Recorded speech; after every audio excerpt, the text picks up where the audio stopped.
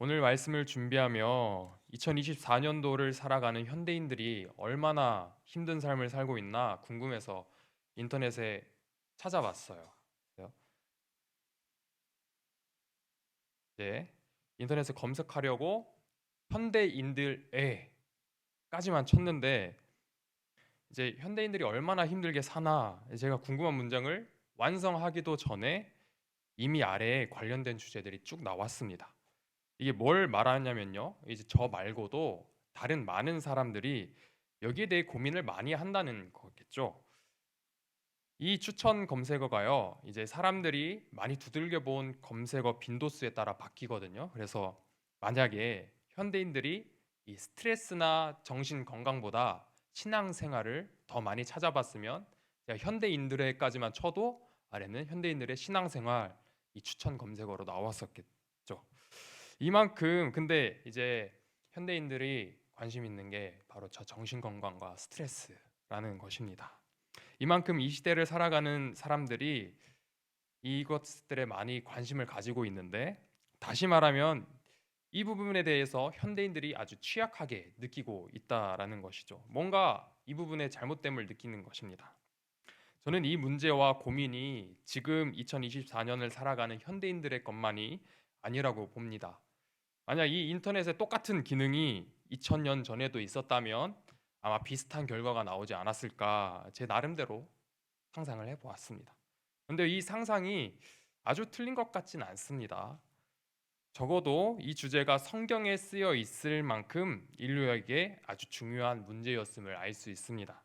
예수님께서도 진리의 계시에 대해서 오늘 본문 앞에 25절과 26절에서 말씀하시고 27절에서는 아버지가 어떻게 아들을 통해서만 알려질 수 있는지에 대해서 말씀하시고 또 오늘 본문 28절부터 30절까지 인생의 문제 해결 방법에 대해서 말씀해 주고 계십니다. 현대인들은 그러면 스트레스를 어떻게 해소하나? 그것은 바로 취미생활이라고 합니다. 이 취미생활은 건전한 활동이죠. 남들에게 피해만 주지 않는다면 크고 작은 보람들로 이제 스트레스 해소가 가능합니다. 다만 오늘 저희가 나누고 있는 본문에 예수님께서 말씀하시는 쉼은 차원이 다릅니다. 예수님께서 주시는 쉼은 우리 마음과 영혼의 진정한 쉼을 허락하십니다. 그러면 오늘 예수님께서는 과연 우리에게 어떤 쉼을 허락하실까요? 그리고 그 쉼을 얻기 위해 예수님은 왜 그분의 멍에를 지라고 하시는 걸까요? 또 그분의 멍에는 뭘까? 그리고 오늘 제목에처럼 멍에를 지는 것이 어떻게 쉼이 될 수 있는지 함께 말씀을 나누겠습니다. 오늘 본문 28절에 보면 수고하고 무거운 짐진 자들아 다 내게로 오라 내가 너희를 쉬게 하리라. 예수님께서 수고하고 무거운 짐진 자들아 다 내게로 오라고 말씀하십니다. 다 내게로 오라. 이 말씀이 여러분들에게는 어떻게 들리시나요? 다 내게로 오라. 뭔가 마음이 벌써 이제 저는 사르르 녹았습니다. 마치 밖에서 힘들다가도 이제 부모님 품에 안기면 세상 근심이 순식간에 사라지는데 오늘 본문에는 예수님께서 이렇게 말씀하고 계십니다. 다 내게로 오라. 예수님께서 이제 초대하고 계시는 대상은 저 다 내게로 오라. 모든 이들 더 자세히는 세상에 수고하고 무거운 짐진 모든 이들에게 다 내게로 오라 초대하고 계십니다. 차별이 없으신 주님이시죠. 예수님께서 세례 요한에게 세례를 받으시고 천국 복음을 전하시면서 처음으로 제자들을 삼으셨을 때 베드로, 안드레, 야고보, 요한 이들을 찾아가셨습니다. 이들의 직업이 어부였죠. 이제 지금은 그렇지 않지만 이 당시 어부에 대한 인식은 그렇게 좋지 않았다고 합니다. 제가 이 당시 어부에 대해 조사를 하다가 기원전 44년에 쓰여진 로마의 정치가였던 키케로의 의무론이라는 책에는 이 어부에 대한 기록을 이제 이렇게 합니다. 가장 신뢰하기 어려운 사업자. 예수님께서 마태복음 3장 18절부터 22절에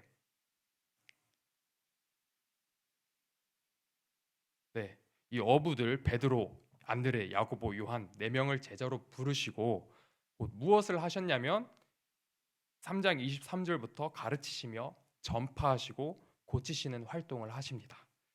예수님께서 가장 신뢰하기 어려운 사람들을 제자로 삼으시고 갈릴리에 두루 다니시며 천국 복음을 전파하시며 병을 고치시고 약한 것을 고치시사 어떻게 되었는지 아세요? 무슨 일이 벌어졌는지 아시나요? 예수님의 소문이 온 수리아에 퍼졌다고 합니다. 온 수리아에 퍼지고 예수님께 데려오는 모든 앓는 자들, 고통당하는 자들, 귀신 들리는 자, 간질하는 자, 중풍병자들이 모두 예수님께 나와 고침을 받았다고 합니다. 여러분, 오늘날에도 예수님께서 부르시는 이들, 예수님께서 초대하시는 이들은 어떤 특별한 부류의 사람들만 해당되는 것이 아닙니다. 행실이 바르고 사람의 안목으로 괜찮고 그런 사람만을 부르시는 것이 절대 아닙니다. 예수님은 모든 사람을 회복시키시고 쉼을 주시려고 수고하고 무거운 짐진 자들아 다 내게로 오라 말씀하고 계십니다. 뿐만 아니라 세상에서 멸시받고 천대받는 우리의 시선으로 볼 때 사회적으로 약자인 자들만 부르시는 것도 아니죠. 예수님은 어부였던 자들을 부르시고 마태복음 9장에서 누구를 부르실까요? 함께 마태복음 9장 9절과 10절을 봉독하겠습니다. 예수께서 그곳을 떠나 지나가시다가 마테라 하는 사람이 세간에 앉아 있는 것을 보시고 이르시되 나를 따르라 하시니 일어나 따르니라. 예수께서 마태의 집에서 앉아 음식을 잡수실 때에 많은 세리와 죄인들이 와서 예수와 그의 제자들과 함께 앉았더니 아멘. 당시 세리들은 시민들이 낼 정해진 세금이 있음에도 불구하고 이 제도의 빈틈을 노려서 세금을 더 많이 걷어서 그 차액을 자신의 주머니에 채우고 또 한편으로는 로마 점령자들의 편이 되어서 그들의 옆에 서기도 하고 또 자기의 유익을 위해서라면 유대인이 아닌 자들과 접하는 것을 서스름 없이 하는 자들이었습니다. 그래서 그들은 부정한 자라는 오명이 있었습니다. 맞죠? 부정한 자죠. 그래서 이 세리들은 율법을 따르는 경건한 사람들로 여겨지는 이들에게 멸시와 미움을 받았습니다. 왜요? 이기적이니까요. 아까 본 어부나 지금 본 세리나 이 두 집단 모두 이기적이고 자기중심적인 면을 볼 수 있습니다. 자기 유익을 위해 살아가는 자기의 유익을 위해서라면 타인의 고통을 미안하지만 어쩔 수 없어 라는 잠깐의 양심의 가책을 느낄 뿐 정말 그들의 삶을 돌보지는 않는 사람들입니다. 사회의 비난을 피할 수 없는 자들입니다. 그런데 예수님께서 이들에게 찾아오시고 제자를 삼으십니다. 그리고 그들과 같은 식사 자리에 앉아 음식을 잡수십니다. 함께 하셨습니다. 그저 쭈뼛쭈뼛 애매하게 그들 곁에 있다가 사라진 것이 아니라 예수님은 세리와 죄인들과 함께 앉아 적극적인 동참을 하셨습니다. 그런데 놀라운 일이 무엇인지 아세요? 함께 마태복음 9장 10절을 한 번 더 봉독하겠습니다. 예수께서 마태의 집에 앉아 음식을 잡수실 때에 많은 세리와 죄인들이 와서 예수와 그의 제자들과 함께 앉았더니 예수님께서 당시 가장 신뢰받지 못하던 어부들을 제자로 삼으시고 천국 복음을 전하자 온 수리아에 예수님의 소문이 퍼져나갔던 것처럼 세리 마태를 제자로 삼으시고 그의 집에 앉아 식사하시자 무슨 일이 벌어졌어요? 많은 세리와 죄인들이 왔다고 합니다. 그리고 어떻게 했어요? 함께 앉았더니 이게 얼마나 놀라운 일이에요. 당시 사회에서 가장 환영받지 못하고 멸시받아온 세리와 죄인들이 예수님과 그의 제자들의 식사 자리에 함께 앉았다고 합니다. 그 자리엔 어부도 있었고 세리도 있었어요. 그리고 이젠 무슨 집단이 나타났어요? 죄인 나타납니다. 맞습니다. 예수님은 결국 죄인을 부르고 계신 것이죠.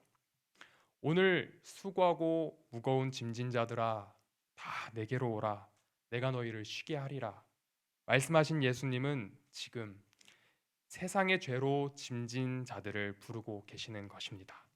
그리고 이 짐은 어디에 짊어지고 있는 것일까요? 29절에 보면 그 해답을 찾을 수 있습니다. 함께 29절을 봉독하겠습니다. 나는 마음이 온유하고 겸손하니 나의 멍에를 메고 내게 배우라. 그리하면 너희 마음이 쉼을 얻으리니. 아멘.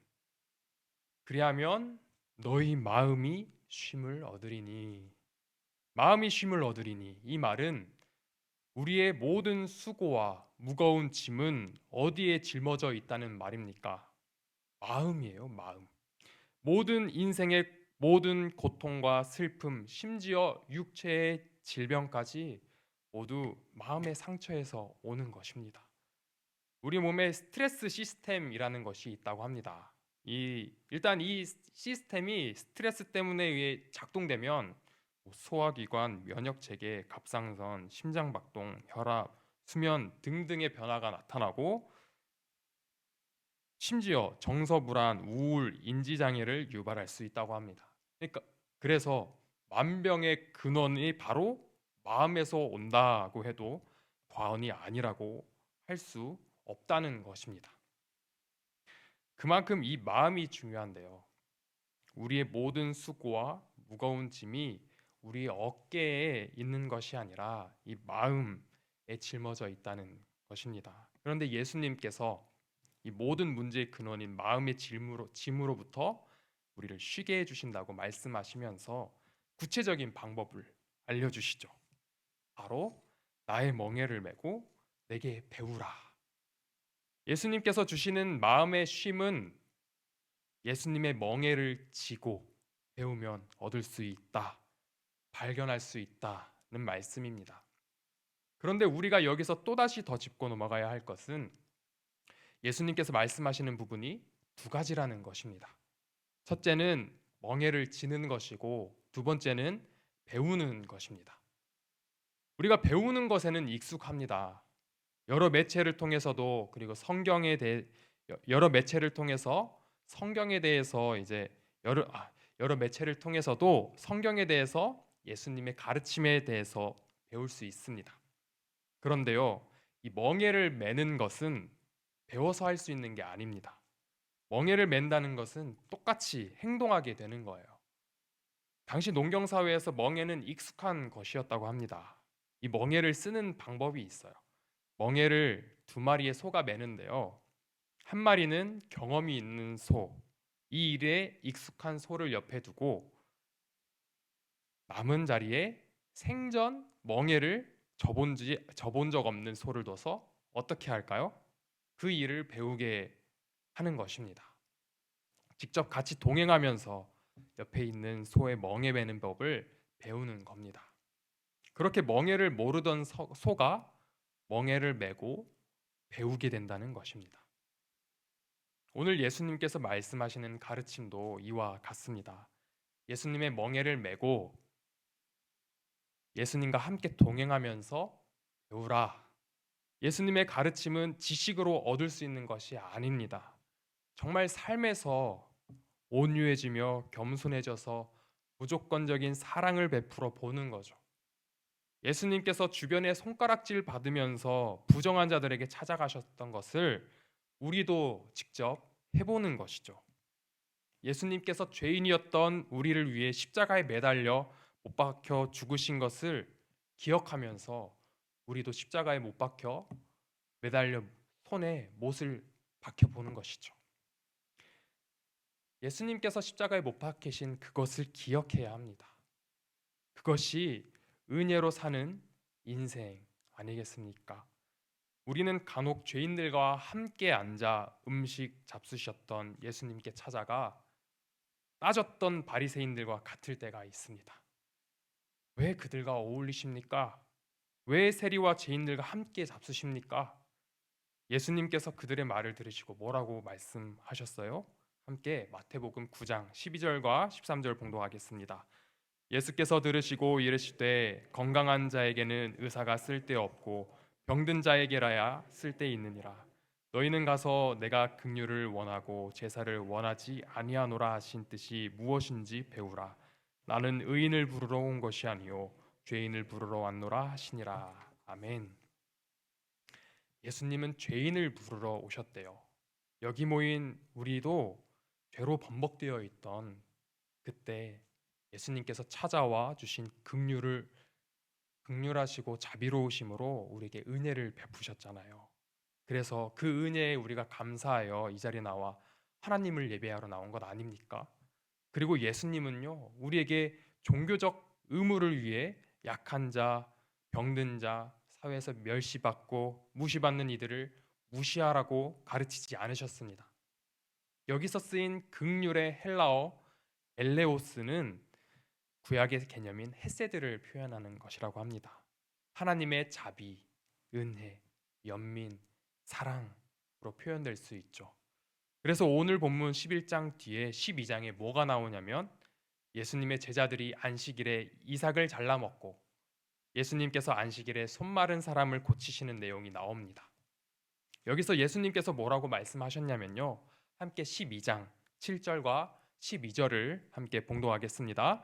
나는 자비를 원하고 제사를 원하지 아니하노라 하신 뜻을 너희가 알았더라면 무죄한 자를 정죄하지 아니하였으리라. 사람이 양보다 얼마나 더 귀하냐. 그러므로 안식일에 선을 행하는 것이 옳으니라 하시고 아멘. 여기서도 예수님은 제사보다 자비를 원하시고 선을 행하는 것이 종교적 의무보다 중요하다 말씀하고 계십니다. 우리가 신앙생활을 제대로 시작해야지 마음을 먹으면요. 뭔가 해야 한다라는 의무에 사로잡힐 때가 있습니다. 기도를 열심히 해야지, 예배에 열심히 참석해야지, 찬양을 더 많이 불러야지. 그런데 이게 자칫 뭔가 종교 행위로 빠져서 알맹이를 잃을 수 있다는 것입니다. 그래서 스스로 종교적 의무를 자기 마음속에 하나씩 하나씩 지워서 결국에는 이제 우리가 스스로 종교적 짐을 지게 되는 것입니다. 예수님은 그런 걸 원하시지 않으셨죠. 예수님께서는요, 그거 말고 자기의 멍에, 종교적 의무 말고 자기의 멍에, 예수님의 멍에를 지라고 말씀하십니다.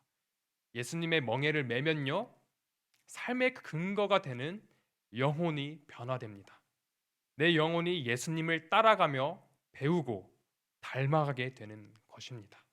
그러면 내 삶에 예수님의 무조건적인 사랑이 보이고 내 삶의 목적이 생기게 됩니다. 영혼 구원에 대한 관심이 생기는 것이죠.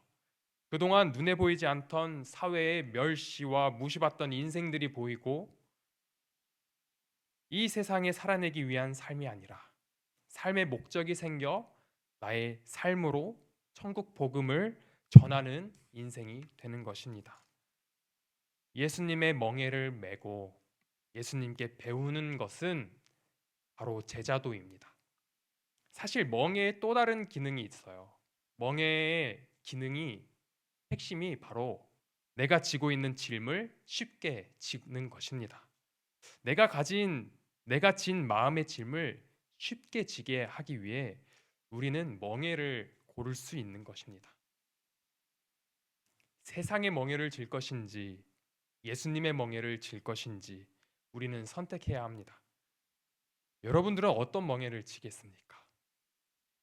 나의 마음의 짐을 덜고자 더 열심히 해서 더 애써서 돈을 더 벌어서 물건을 사고 명예를 얻고 권력을 얻으려는 세상의 멍에를 지시겠습니까? 아니면 죄인들을 위해 죽으시면서까지 무조건적으로 사랑하시고 새 생명을 주신 예수님의 멍에를 지시겠습니까? 저는 잠꼬대가 좀 있어요. 그래서 전부터 저는 스스로 알고 있었죠. 그래서 자면서 뭐라 말도 합니다. 그런데 이제 결혼을 해서 아내랑 같이 자게 됐잖아요. 아내가 어느 날 아침에는 어떤 얘기를 하다가 제가 자면서 더 열심히 해야 돼, 더 열심히 해야 해 하고 다시 잠들었대요. 뭘 더 열심히 해야 하는지는 모르겠는데요. 예수님은 우리에게 그런 스스로 애쓰는 것보다 그분과 함께하라고 초청하고 계십니다. 우리가 예수님의 멍에를 지면요, 발견하는 것이 있는데 하나님이죠. 함께 마태복음 11장 27절을 읽어보겠습니다.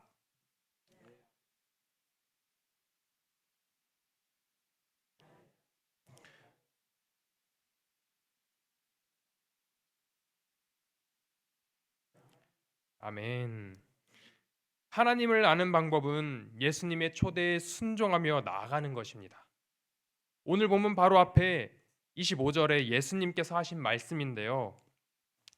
그때 예수께서 대답하여 이르시되 천지의 주제이신 아버지여 이것을 지혜롭고 슬기 있는 자들에게는 숨기시고 어린 아이들에게는 나타내심을 감사하나이다라고 말씀하셨습니다. 여기서 말씀하시는 어린 아이가 누굴까? 어린 아이들은 자기의 지혜를 의지하지 않아요.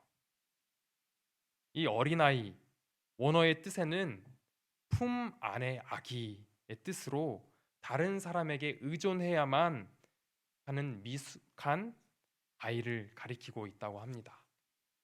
내가 지혜 있어서 슬기로워서 내 문제를 내가 해결할 수 있을 거라고 생각해서 자신이 생각한 세상의 멍에를 지는 사람도 있습니다. 그러나 그곳에는 무엇이 있죠? 또 다른 수고와 짐이 기다리고 있습니다. 세상에 돈 많은 부자라고 해서 고민이 없고 수고가 없나요? 그들이 더 많았을진 몰라도 없진 않았을 거라는 것입니다. 이런 것입니다. 우리의 짐을 좀 쉽게 지고 가겠다고 세상의 멍에를 지면요, 그곳에 또 다른 짐이 있는 것입니다. 그런데요, 예수님께서 주시는 멍에는 우리 마음에 진정한 쉼을 허락하십니다. 그분은 세상과 같지 않고 온유하고 겸손하셔서 그분에게 나오는 모든 이들에게 그분의 생명을 내어 주시면서까지 우리 마음에 참된 쉼을 허락해 주십니다. 예수님께서 걸으신 그 십자가의 길에 참된 평안이 있습니다. 자기를 내어 주신 무조건적인 십자가 사랑에 참된 회복이 있습니다. 예수님과 동행하면 하나님을 알게 되고 하나님과 관계가 회복되면 모든 것이 회복되는 것입니다. 예수님을 믿는다고 하면서 아직도 내 마음에 무거운 짐이 느껴지신다면 아직 내 마음의 짐, 죄가 해결되지 않아서 그런 것입니다. 내가 아직도 숨기고 있는 마음의 짐, 그 죄를 예수님께 가지고 나아가 낱낱이 아주 자세하고 상세하게 예수님께 아뢰어 그 죄로부터 돌이키려고 진정으로 회개하면 예수님을 통해서 하나님을 알게 되고 하나님과 관계가 회복되면 모든 죄가 해결되어 마음이, 내 영혼이 쉼을 발견할 것입니다. 바로 예수님과 함께하는 그곳이 천국입니다. 우리가 오늘 이렇게 예수님 바라보고 나왔을 때 모두 그분의 멍에를 평생 지고 배우며 쉼을 얻으시기를 바랍니다.